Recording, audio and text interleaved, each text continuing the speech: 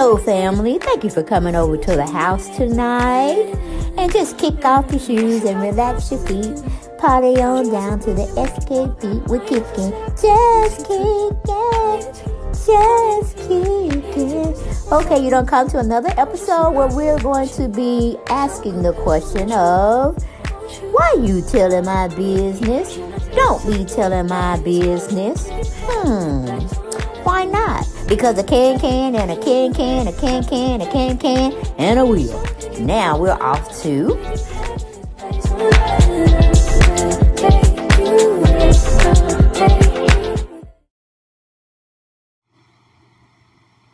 Hello, family, and welcome back to the channel. Hello.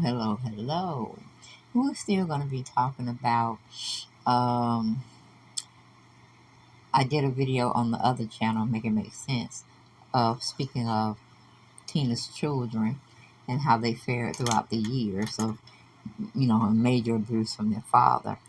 And she, still raised them, and then she got hell on out of these United States and went over there to Switzerland, which I ain't have no problem with her doing that. And she seemed like she flourished over there and was able to live the life that she always wanted to live, especially with her partner. I'm trying to figure out, when did they get married? I don't recall, but I guess they did, because they were like Stedman and Oprah. They just lived together, but I don't really know when per se when they got together. That's neither here nor there. Let's pick up because we were still talking about her children and how they fared throughout the years. So let's go back to Ike Jr. It says, by 1985, he had fallen out of touch with Tina. I know she's busy, but I don't know why she hasn't called. I love her. She brought me up. She's my mother, he told Spin that year. It's kind of feel like she's neglecting us, at least us three, me, Michael, and Ronnie. In 2018, Ike Jr. said he hadn't spoken to Tina in over a decade. I haven't talked to my mother since God knows when, probably around 2000, he told the Mail. My mother's living her life. She has a new husband, and she's in Europe. She doesn't want to have anything to do with the past. Ike Jr. plays in a tribute band called The Love Thing. They released the song Yes to Life with singer Sweet Brandy Love in 2022. All I try to do is do the right thing with the name, he told the Mail. I go out there and I do my best. We were talking about Michael Turner now.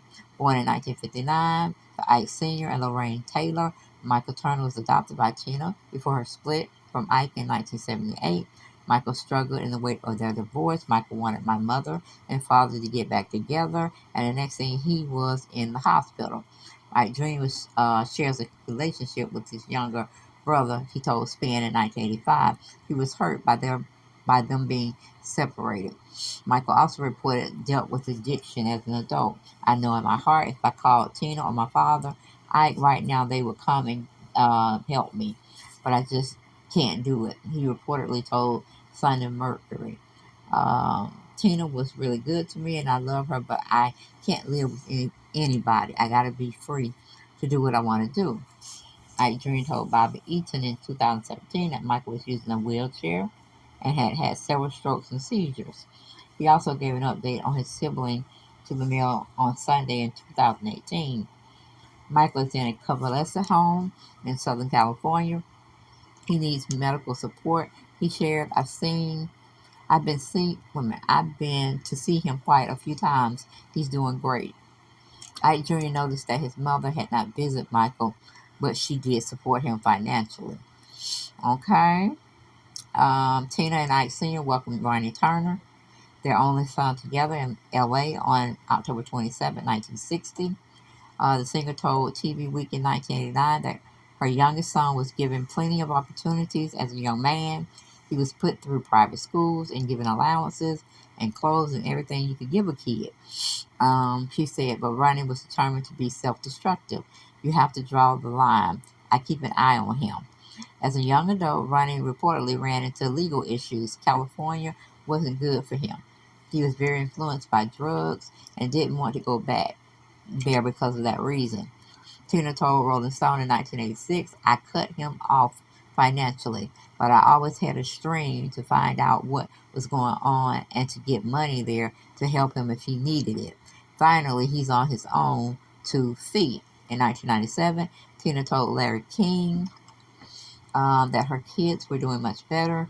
There were a few problems with drugs with the youngest son, Ronnie, she said, but they're doing fine.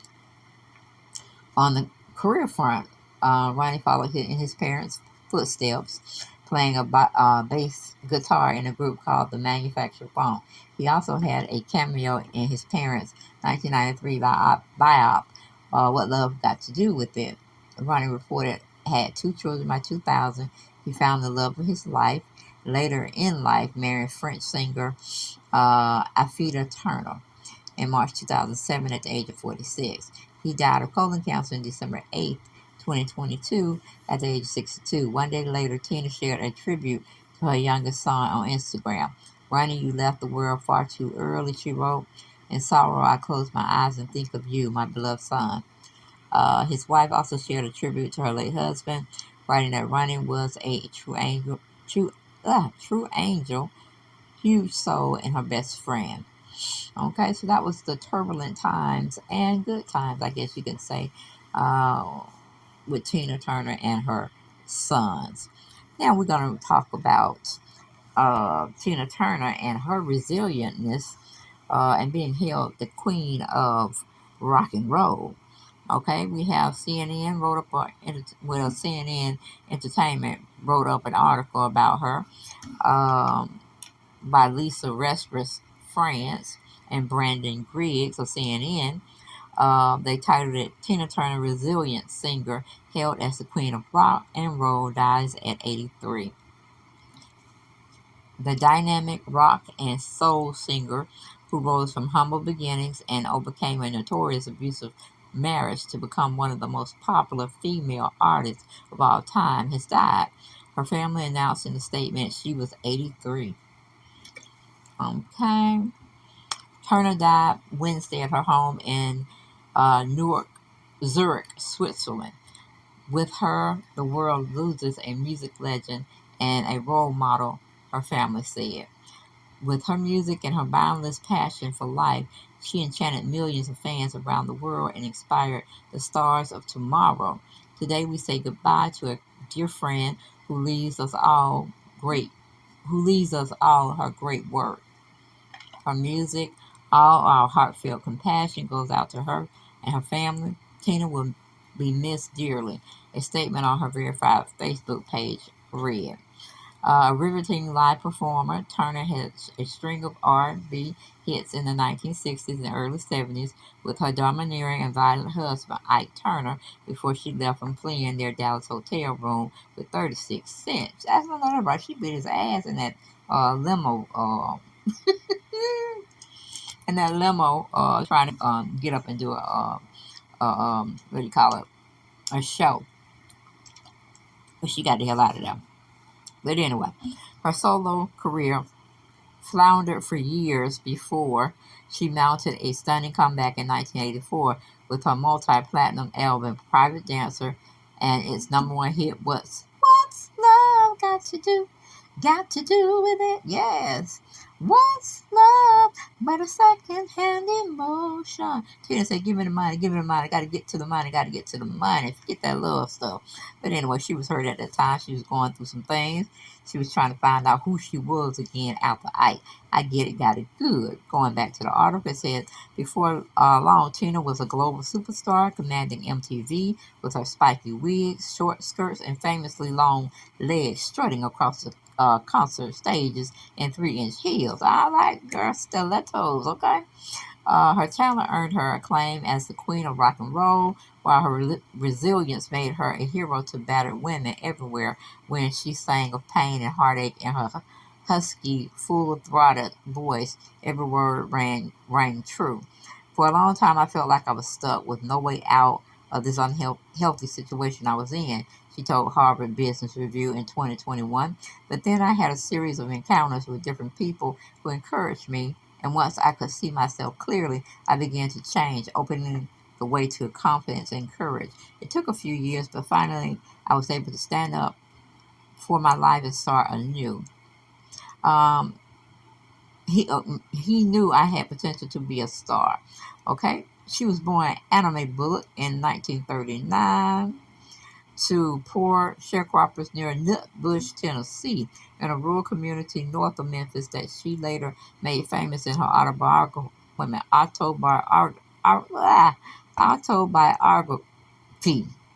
whatever, song, Nutbush City Limits. She spent her early years living with her grandmother after her parents split. Hmm. Broken home, broken circle, broken family. And it seemed like it just entered in her life. Not in this article. I just thought I'd say that. We weren't in poverty. We had food on the table. We just didn't have fancy things like bicycles, Turner said in 2005 interview with Oprah Winfrey. We were church people. So on Easter, we got all done up. I was very innocent and didn't know much else. I knew the radio, B.B. King, country, and western. Turner said, that's about it. I didn't know anything about being a star until white people allowed us to come down and watch their televisions once a week. Following 50, Turner and her sister Ruby moved to St. Louis, Missouri to live with their mother. It was in St. Louis that she began to visit some of the local clubs and met musicians like Ike Turner, whose band Kings of Rhythm were popular in the area. We recruited her at age 17 to join his band as a singer. Ike had come to the house and asked Ma if it was okay for me to sing with him. He knew I had the potential to be a star. We were close like brother and sister, Turner told Winfrey. On his off nights, we drive around town and he would tell me about his life, his dreams. He told me that when he was young, people found him unattractive. That really hurt him. I felt bad for him. I thought, I'll never hurt you like that. I meant he was so nice to me then. But I did see the other side of him. Okay, she began performing as Tina Turner, and in 1960 they formed the Ike and Tina Turner Revue. Their relationship evolved, and their son Ronnie was born that same year. They married in 1962 and raised 4 children, including 2 children from Ike's previous relationship and Tina's son Craig, also from a previous relationship. Okay, the brutal union, as Turner had stated in her autobiography and in interviews, the physical abuse began almost from the start. Thin-skinned and mercurial, Ike Turner would fly into fits of rage at the slightest provocation, she said, adding that he would hit her with whatever was available, a coat hanger, a telephone, a wooden shoe, stretcher, his fist. Once she said, beat out. He even beat her before they were on stage, or went on stage. He'll hit me in the ribs and then always try to give me a black eye. He wanted his abuse to be seen. That was shameful part. That was the shameful part. Turner told Winfrey. Tina sang lead on most of their songs with the help of female backup singers, while her husband remained in the background, usually on guitar. Their musical partnership yielded a string of R&B hits, including "A Fool in Love," "Nutbush City Limits," "Proud Mary." Um, they gave the Creedence Clearwater Revival. They did that song, "Proud Mary." It hit number 4 on the pop charts and won them a Grammy. Child, Tina Turner had a time. She had a time. But we do know, with Angela Bassett taking the lead role, she whooped his ass in that limo. You hear me? And then he got drunk and whatnot, and she fled for her life, ended up getting a divorce, and became the woman we knew her as, Tina Turner. Okay, doing all those amazing songs and leaving us with a vast amount of music to uh, complete her legacy, and still living in her legacy through us. But yeah, that's all I got. I ain't got no more. All condolences go to her family, what is left of her family, and she would definitely be missed. Definitely will be missed. I might even play some of her songs, okay? Just to soothe my soul. But that's all I got. Ain't got no more. I'll see y'all next time.